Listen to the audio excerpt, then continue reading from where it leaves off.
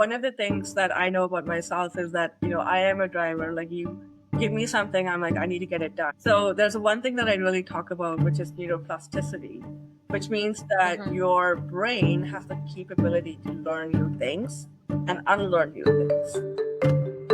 You know what they say, desperate times call for. Ditching the corporate ladder to turn decades of experience into purpose. If you've ever thought, is this really what I want long term? This one's for you. This is Desperate Times. Welcome to another episode of Desperate Times. My name is Sakshi. And I'm Varun. Today's guest is someone who's worn many hats and climbed many ladders. Madhu Sri started her career with an MBA in small business management, and despite unconventional starting point, she made her way into the big five banks in Canada. Over the years, she rose through the ranks to become a director, navigating leadership in some of the country's most high-pressure environments. But that wasn't the end of her story. After years of success, Madhu made a bold pivot to become a leadership coach, bringing her lived experience and deep interest in neuroscience into the work she does today. And we can't wait for you to hear how she built a career with impact, then redefine what that impact looks like. Thank you so much, Madhu, for joining us today. We're really, really happy to have you on board, and we really want to learn more about your experience. Sakshi just gave our viewers and listeners a brief introduction of the kind of experience that you've had, but we would like to learn more from you in terms of like what was your career pivot like, and what are you doing today? Just tell our viewers and listeners. Sure. Thanks, Varun. Happy to be here with you and Sakshi and to share my journey and my experience. So, just as a background context, I was born in India, Tamil Nadu, Chennai. Never studied there. Was educated in Dubai and Sharjah, and then came to Canada at 12 years old. So I'm sure a lot of people who listen to this podcast can relate with that kind of journey, because many people would either work in Dubai or like study in Dubai and then came to Canada or had that international experience. And so that's a big Sure. part of why I see this, is because all of this cultural, dynamics and shifts that we need to go through as part of our journey. I did that in my teenage years. And then sometimes that's a little bit better because you're ripping yourself out in your teenage years anyway. And so like, at least like, you're ripping it off on one Band-Aid and not going through it in two separate phases of your life. That's Definitely. true. Yeah. And so that's really, a pivotal part of my journey. The reason why I say that is I was, my education in university has been in psychology and law. And then I did my career in that for a bit. Like within the university, the professors recognize that I have a talent for this, I am good at it, and maybe I want to explore my career options. So I became an anger Hmm. management counselor. I was working as part of the justice system. I had many different roles in terms of job shadowing and being, junior, a lot of those things, all in the counseling field. And I remember the psychologist gave me in university this test that tells you what is your career, what is your career Right. path. And they told me that I was going to be a psychologist or a coach. And I'm like, are you kidding me? What does a coach even mean? I have no idea what that means. At 2021, you don't really appreciate all of these tests, or you think that it's amount to nothing. Hmm. And when I started doing all of my anger management counseling and being part of the justice system, I got burnt out really quickly. So within my early 20s itself, I found out that maybe that's not the career for me. And Hmm. I found that I was profiling regular people, and like that's not a good thing. And one of the things they tell you in psychology is like, not to kind of take it too seriously, not to profile your family members, not to profile people close to Right. you. And I started feeling I was doing that way too much. And it wasn't really Hmm. good for my own well-being, and it was fundamentally changing who I am as a person. And I didn't want that for my life. And so I switched to IT. So I career pivoted to IT. I'm like, IT is a lot more black Okay. and white. I don't need to deal with people. Yeah, I know what success looks like. How wrong I was. And then it was when I joined that. But I worked myself up in the IT career in terms of I started off as a business analyst, operations analyst, and went all the way up to VP of delivery. And the Hmm. more I went into the leadership aspect of within the IT career, the more I was actually relying on my psychology background. The more I was Hmm. actually becoming a coach to my team members rather than a people manager. And it was such a gradual kind of realization that I was integrating the two, because people would always tell me, you did psychology, what are you doing in IT? What are you doing in a bank? What are you doing in insurance? Mm-hmm. And I was like, well, I'm using a lot of my education still, just not in the traditional sense that people look at it from. If you study psychology, you need to be a psychologist. You need to go into that field. Mm-hmm. Yeah. But it can be applied in so many different ways and in so many different elements. And then in during my VP of delivery is when we kind of did a reorg and reshift. One of my team members that I hardly talked to and was really reporting into my directors, and they messaged me on LinkedIn and said, "You made such an impact on our lives." And I'm like, "How? I hardly like you were a name in a status report for me, and how did I make an impact in your life?" And they Mm-hmm. said, "We saw what it was like in this organization before you joined. We saw what it was like when you were during, and now we see it after you joined." And so that really made me ensure that, hey, if this is the impact that I'm doing in an organization at this level, these are all things that I learned. These are skill sets that I learned. So it's not something that Mm-hmm. I have this innate talent or anything like that. And so can I do this for others? Can I show other organizations that this is the impact that can be done? And so that's how I became a neuroscience-based leadership coach. Wow. So Sweet. there were a couple of pivots in that journey, not just one, but like a couple of them. Yes. And you said that this one person who was just like a name on a report for you reached out to you. So what helped you actually stand out and rise to that VP level in such a competitive space? I mean, you were with the big five in Canada, like the banks, Yep. right? So what made you stand out and how did you do it? I think the biggest part of it is that people don't take the time, especially the higher you are, people don't take the time to really understand what that 360 landscape is. Because you either become very technical and very low level and be ensuring that, you know what, I'm going to be champion for my team and that's all I'm going to do and I'm going to be that kind of leader. Or I want to Mm-hmm. cater to my board. I want to cater to what the executives want, what my CTO wants, and to what the organization wants. And you don't necessarily pay too much attention to the micro dimensions and the micro shifts that's happening at your team level.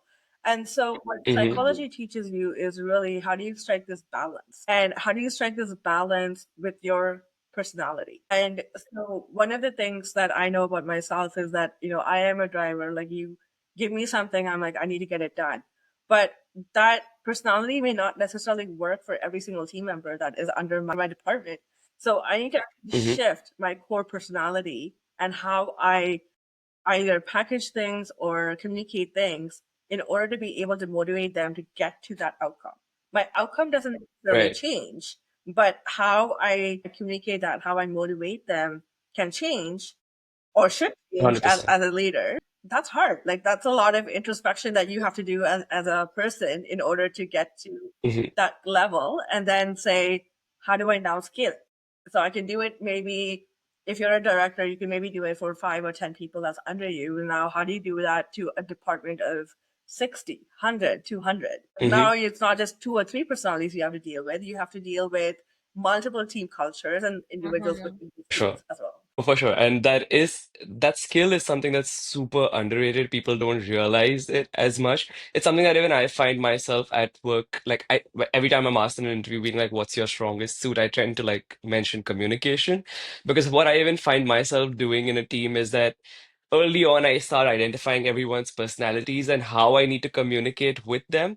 And then every time I need to get some work from them to get like to the final output, I always find myself like reaching out to them exactly the way I feel like they need for me to assign the task to them or like request them for something and then move from there on. So it's definitely a really underrated Yeah, skill. absolutely. And I mean, there are frameworks and tools that's there as part of making this very easy to identify. I can tell you, Hmm. like, one of the clients that I'm coaching right now, the minute that I explained this to her and kind of said, hey, you know what, your homework or takeaway session is going to be use this not only on yourself because I, if you come to me as a client, I have the tests and the psychological assessments to give you, and I can tell you exactly what Hmm. your style is or what your personality is, and be able to really say how can you harness all of that to your advantage rather than diminish that.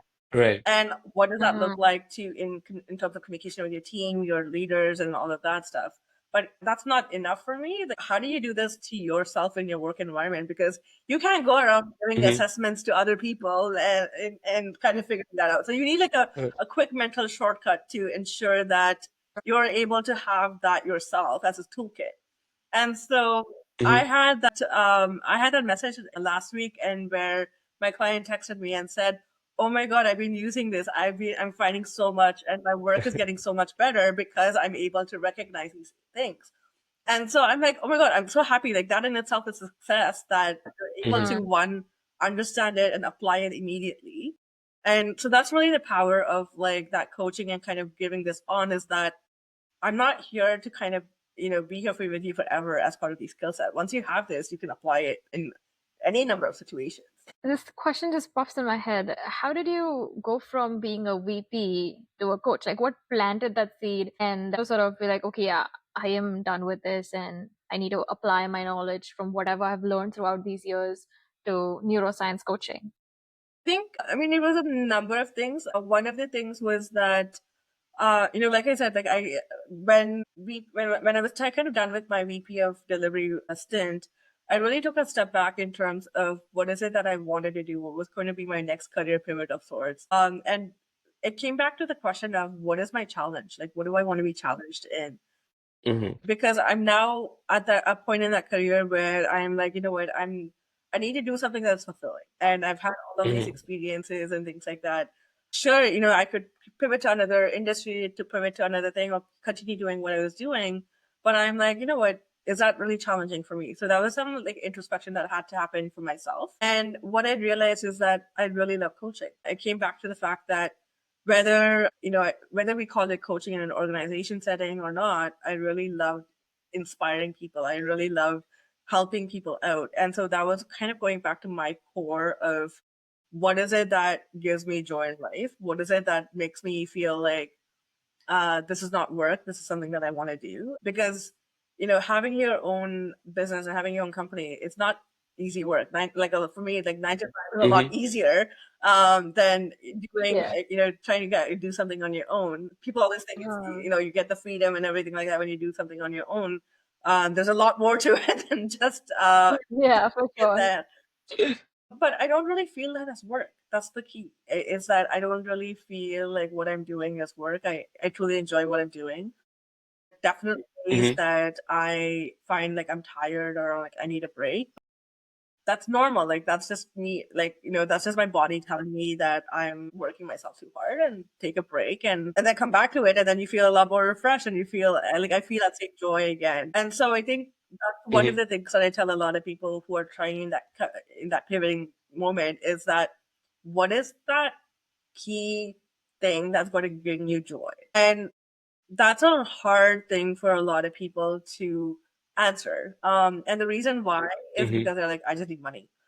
Yeah. Very, very honest thing of like, I need money. Yeah. And there's nothing wrong with that. But then once you got the money, are you going to be happy in that role? Mm, Because I also work Hmm. with a lot of leaders who are like, sure, I get the money, but I'm not satisfied. Like, I'm not like really Yeah. feeling that this is my role. That's where it goes back to, okay, well, you may not know what your joy is, but do you know what your strengths are? Do you know what this is Hmm. what this is the skill that you want to apply? So I knew that I wanted to apply my skills in psychology and coaching, but maybe not in a that same intensive way that I did in my case. So when I Hmm. discovered coaching, I was like, oh, this is a very nice way to kind of blend everything, all of my experiences in, because I enjoy being a leader as well.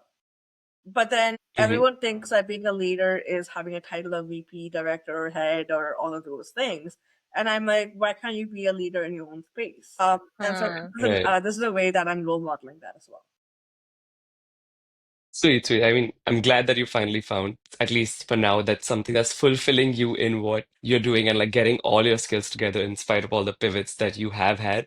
But I feel like one thing that a lot of people find super overwhelming, especially at the early stages of your career when you're trying to make a pivot, is just the thought of, no, will I have to restart or everything all over again? Like, especially for, let's say, Sakshi and I, we did our background in hospitality, and right after that, we had to make that switch or soon after that, basically, to like move from hospitality to marketing. And the initial thought process was that, oh no, I have all of this. I have my degree. I have a little bit of experience in that, but now I'm going to make the pivot. That's going to get me back down to ground zero, and I don't know if it's going to be worth it. So, like, how do you think people should be dealing with thoughts like that?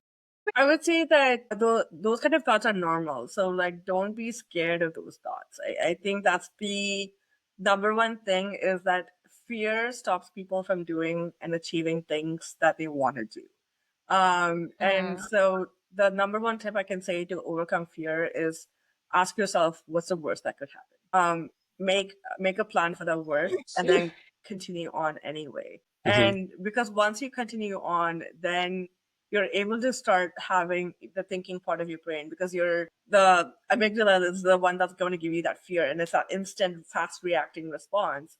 But then the Hmm. minute you ask yourself that question of what's the worst that could happen and you put that Mm-hmm. behind you, then you can start engaging your prefrontal cortex, which is the higher thinking part of the brain, in a much calmer way. And once you get to that stage, what you'll find is that, okay, well, what are the skills I can actually use in order to get to Hmm. this new role?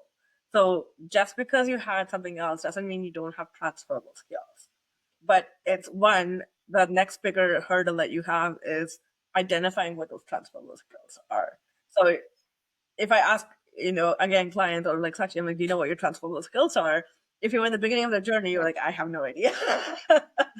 But um, through that process, through that experience, that's kind of what you'll see is that, hey, as I'm doing this, I know that I am good at this. I know I'm good at analytical thinking. I know I'm good at the creativity aspect of it. I know I can Hmm. think outside of the box.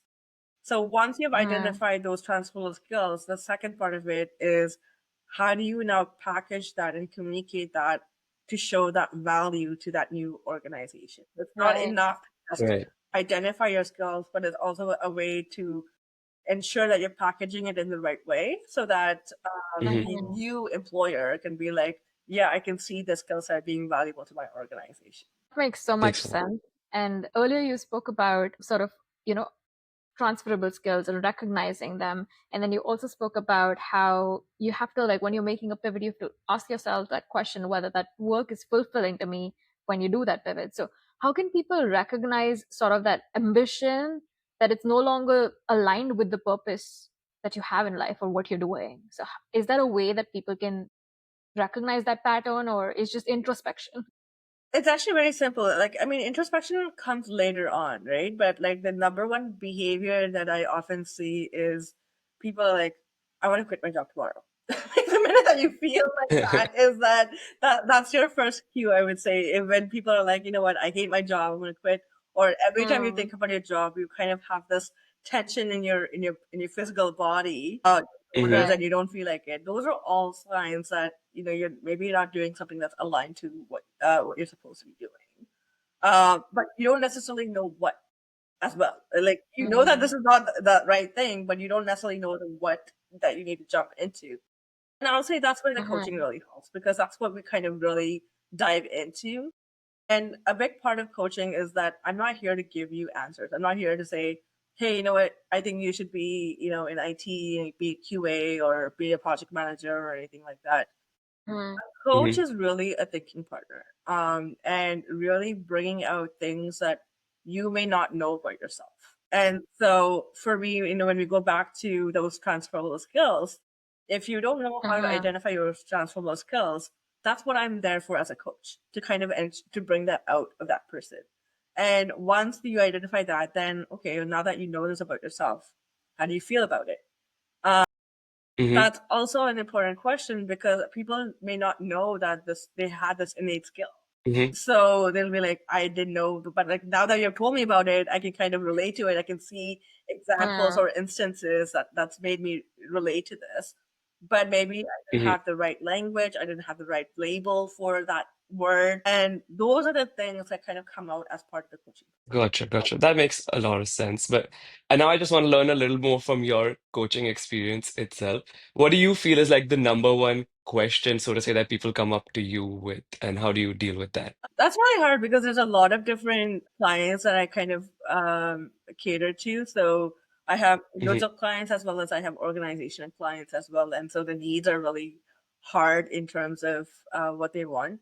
But I think when I go to individual clients, a lot of the individual clients are really looking at figuring themselves out, understanding Mhm. what's needed and what's the next step in their career. And the second part of it is that a lot of the times they know that they're missing something in order to get to the next level, but they don't know what that something is. Mm-hmm.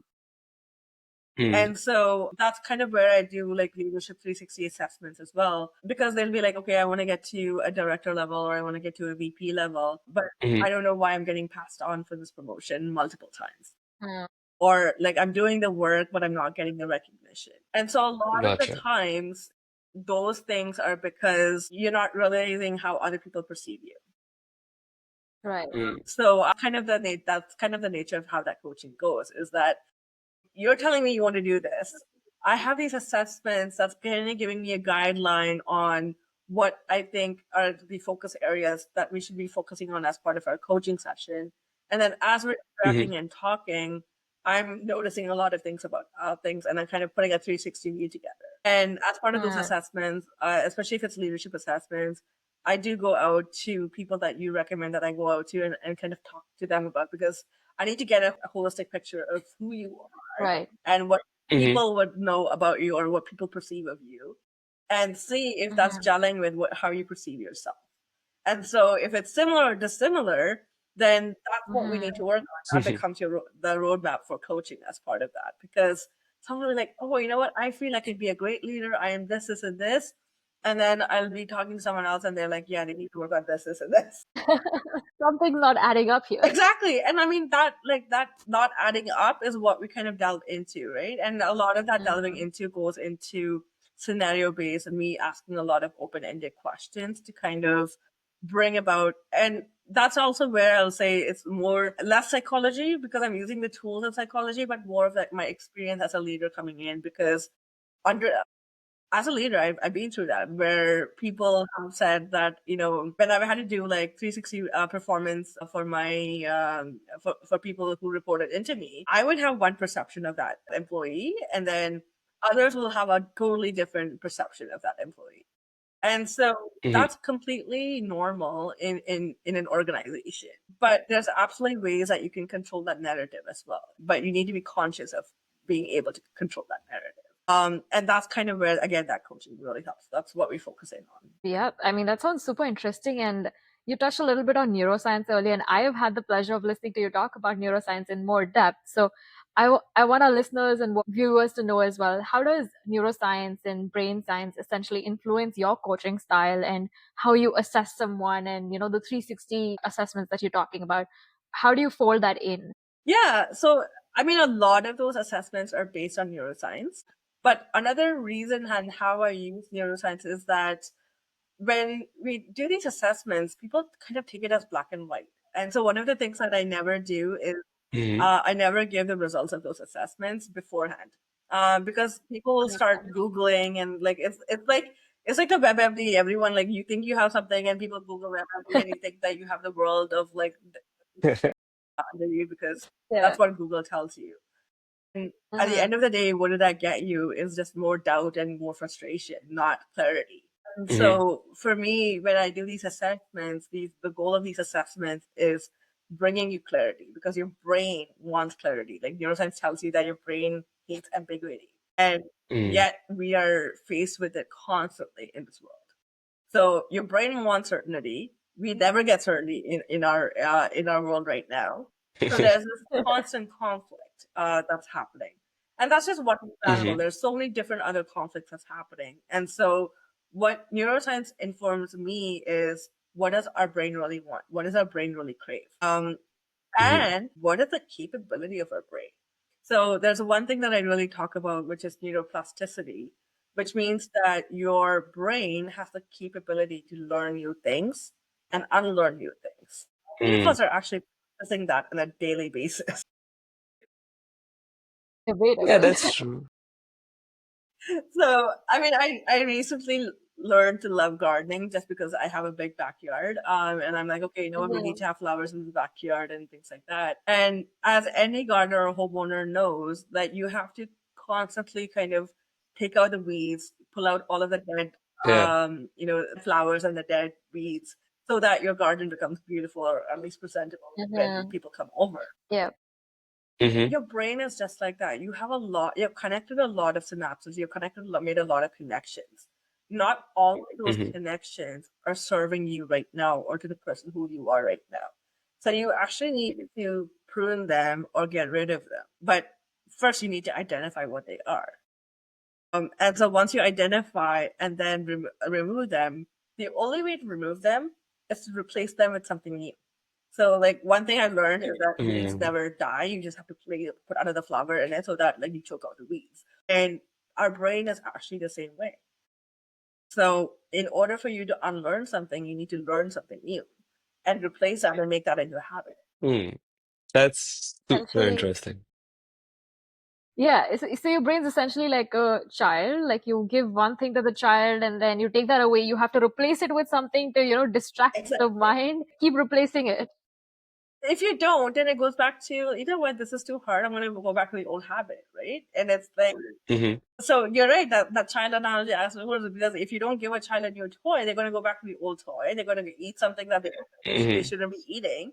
Whereas you give them something Yeah. that they should be eating, they're going to be happy with that, Yeah. right? Yeah. Or they're gonna throw a tantrum. Exactly. And so then you got to keep reinforcing that behavior so that it becomes a habit. And so it's not just Mm. about like there's a couple of things there, right? So one thing is that you need to identify that you need to prune out these unwanted behaviors or learnings. And Mm-hmm. then after that you need to replace them with something else. And then after that, once you Mm. replace it with something else, you need to now make it into a habit. Now that all those three things are a lot harder to do than saying it out loud in these. Yeah, no, for sure.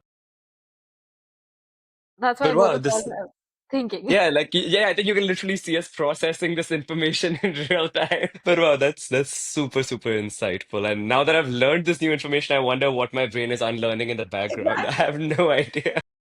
And that's actually the power of it. Like I always say, like coaching actually happens a lot offline because like a part of my conversations that we do as part of the coaching is that I trigger something in people's brains. Yeah, Potentially trigger something in people's brains, and then it'll just be there in their subconscious, and they'll be like thinking about it, when they're like doing the dishes and they'll be like, oh my God, that hit me. And then something will just spark a yeah. new thought in them. And then they'll come back and they'll be like, this is what I realized. And I'm like, okay, let's work with that as part of the ongoing journey. And so, Hmm.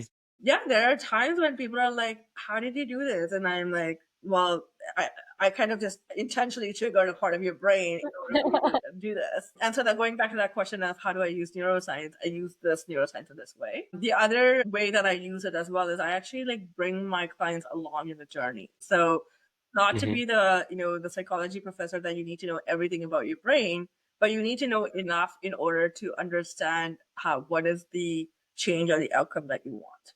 And so by Hmm. kind of just bringing that rationality back, so just like how I said today, it's a small piece of the brain information I gave today, but it can Hmm. have multiple trickle effects. It can have multiple things. And so that's really what I do with my clients as well, based on their particular situation. What do they need to Gotcha. know about neuroscience that can trigger that change for them? And I think Sakshi, you saw that in my presentation. Yeah. I think everyone out of that talk was like, "Can you come more? Can you do more?" Yeah. And so Yeah. it was I was actually very afraid when Sakshi the presentation that Sakshi was in. I telling the host that I'm like, man, I feel like this is very technical. I feel like my whole presentation. And even a lot of people when they saw the title, they're like, I have no idea what this talk is going to be about, but I'm so excited. But it was so good. I mean, honestly, I went up to Madhu afterwards and I'm like, some of these things you said, I find myself doing it, but I didn't know that it is called Yeah, something or it is for something. So that was this concept Madhu explained where, when your brain's at rest, when you're doing things that don't require brain power, like say showering or dishes, that's when these triggers that Madhu sets in people, they yeah. go off and you come up with all these ideas. And I'm like, I had no idea. Like, you opened up a door for me. Yeah.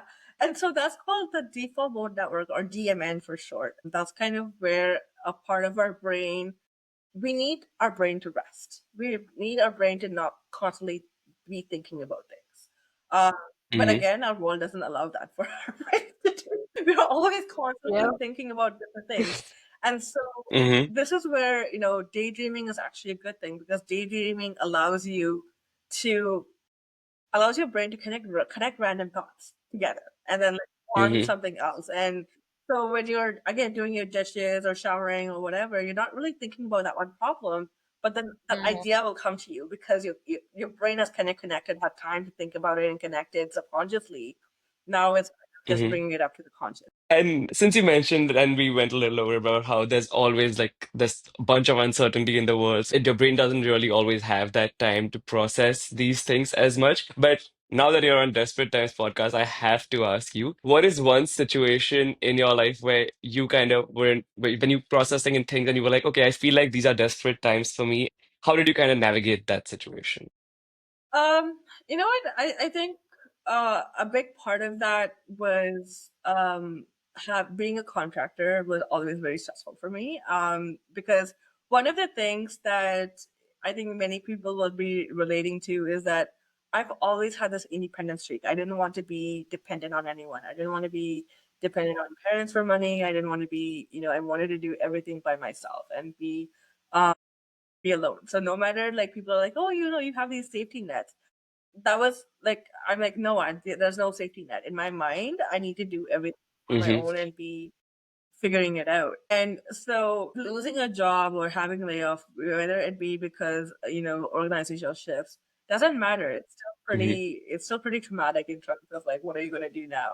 Sure. And it's really going to be thinking about like, was it something I did and they just are not like hiding it up under or reorg, right? And like it might, Mm-hmm. and so those are all of the like negative thoughts that kind of go into people's heads. And it doesn't matter what level you're in when that happens. It's pretty jarring in terms of to get out of that, especially now in today's climate where there are a lot of people who are in that position because of the economic downturn. So I'm seeing that, Mm-hmm. and I've gone through that myself. So all of my career pivots have happened because of all of these scenarios. No. And so, but for me, I had a choice. I kind of said like, I Mm-hmm. can do all of these things and say that, you know what, I'm not good enough, or I can use that as a learning opportunity. So I'll give you an example of when I joined an organization, and I Mm-hmm. joined the organization thinking that, it would be a great learning opportunity and a great Mm-hmm. experience for me to add to my skill set and to expand my skill set. But, a month into that organization, I knew that I didn't fit into that culture. I knew that I like was not a good fit for that organization's culture.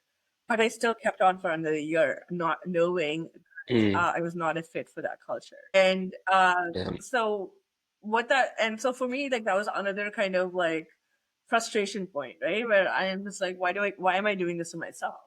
And Mm-hmm. so when they said they no longer needed my services, I had mixed feelings about it. I was like, in a way, you gave me the out that I needed, but in another way, I was like, Yeah. I was like, my ego, my pride kind of got hurt as well as part of that.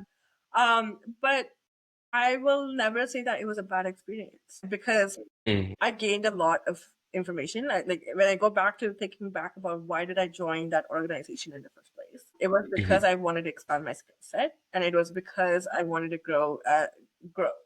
And I really had to, when that situation happened, I really had to ask myself, did I meet those two?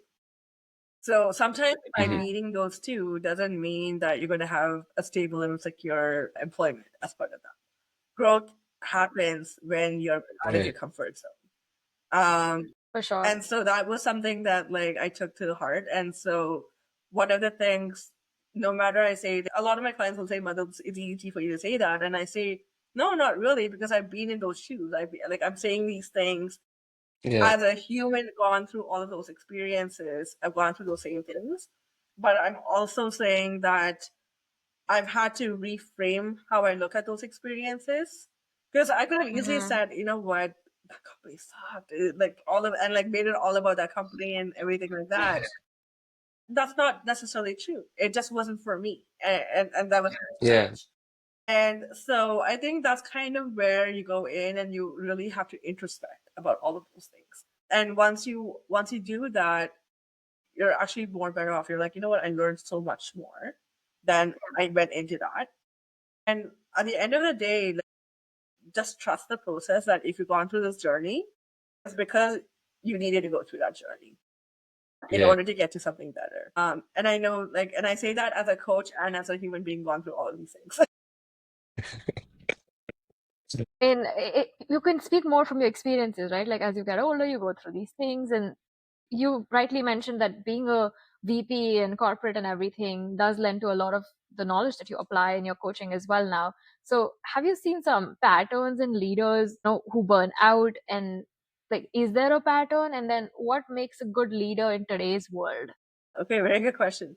So yeah, there's definitely patterns that I notice in organizations, especially when I do coach organizations. So one of the patterns that I see is that leaders who are more prone to burnout are leaders who try to take on everything themselves, who are Mm, like, you know what, this is on me, I'm accountable for it. When the me attitude shows up in different areas of work, Mm. they're the ones who tend to burn out the fastest, I would say. So everyone is prone to burnout. Even great leaders are prone to burnout. That's just the climate that we're in. But when you think about who burns out first, it's those leaders that have that kind of personalities, I would say. And I say personalities Hmm. because a lot of people, we take a lot of pride in our work, right? And that's not a bad thing. That attitude in and of itself is not a bad thing. But when we tend to say that this has to be done my way, the professional all comes Hmm. in, we are also adding more extra stress than already is there. And you don't really know how to separate the personal versus external. And mm, when you do that, you tend to just have a shorter fuse, get burnt out. And people don't necessarily know the symptoms of burnout. They kind Yeah. of just go with it until it's too late. Yeah. And so I would say that having the me attitude, perfectionism, definitely kind of contributes to the burnout. But I think other things that mm, contribute to the burnout as well is not really knowing how to engage your team, not really being part of a team as well. Especially if you have a lot of roles that are indirect influence, but you need to mm, be able to get this done, but you don't really have a lot of authority, you don't really have a lot of that influence to kind of get that done mm, based on the context and things. If you don't have that, if you don't know how to get the right support, if you don't know how to influence and have those tools, you're also more prone to burnout as well. Those kind of roles and leaders are also prone to right. burnout. Yeah. Hmm. So yeah, those are just a couple of practical examples that I've seen. No, that makes so much sense because you're right. Not a lot of people don't know what signs of burnout are, and then it's too late, and they're thinking, "Yeah, I have to quit my job." Yes.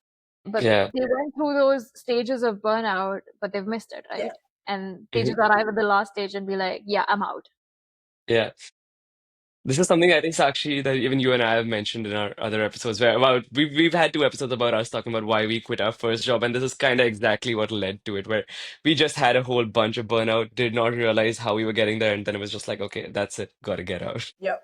Yep. Madhu, this has been great. I think you've shared a lot of knowledge with us that For we will sure. be thinking about when we're doing dishes or showering or gardening. Just one last question here for our viewers and listeners. What would you say to someone who feels that they're too far in to change careers now? I think that's a myth. I think that you're never too late to change careers. And I think a big part of it is it the career that you're changing or the company or your boss that you're changing. Mm, Mm. So, those are the things that I would want to first ask before we actually go into the path of, hey, I need to change careers as part of it. yeah, Because if you are just trying to change careers because of what's happening in your current organization, then that might not be the right strategy at that point in time. Because right. if you really like your role, like I've had people who said, hey, you know what, I really love people management. I really want to be a leader, but I just don't know how to be a leader in this organization. Maybe that organization's not for you. Maybe like you need to find your leadership style and figure out what is that right organization that you would thrive in. So it's not necessarily removing that aspect and saying that, oh, I'll just be an individual contributor because I don't think I can be a leader. It's going back to that fit. And so you need to look at it in all different angles. And sometimes you're too deep into things, you don't have that ability to kind of like look at it from that 360 picture. Because I just saw from you guys, you're like, oh, I never thought of that. Yeah. Both of your body language just changed. Yeah, we just went straight out of hospitality into marketing. We're like, it's done. We're out. Yeah, yeah. So that makes sense. Having a coach guide you through the whole process, and you don't even have to change careers. Like, that's another thing we'll be thinking about now. Like, we Yeah. didn't have to leave hospitality. For sure, for sure. But yeah, in general, thank you so much, Madhu, for this session. It's been super, super insightful. But before we let you go, where can our viewers and listeners reach out to you if they must? Yeah. So you can reach out to me at Madhu. That's my personal email address. You can reach out to me there. I'm also actually rebranding my company, so BB Coachella to Neuro Elevate Solutions. So if you go onto neuroelevatesolutions.com, there's a form there that you can kind of reach out to. But I would say email would be the best way. All right. And Sweet. we're connected on LinkedIn, so we'll plug that in as well, that you can find Madhu Sri at Madhu Sri on LinkedIn, and she puts up really insightful posts. So anyone interested in that can reach out to her on LinkedIn as well. Well, Madhu, thank you so much for coming on to Desperate Times. We're so grateful. And all this information that you've shared, I think our listeners and viewers are going to be really thinking hard like we are. And hopefully we'll drop some comments if you all have any questions, and we'll have them, answered. Maybe do a second episode, if anything, if you're willing to come back on the show and answer some of those questions. Yeah, for sure. But again, thank you so much. And we will see you all next week. Thank you. Bye. Bye.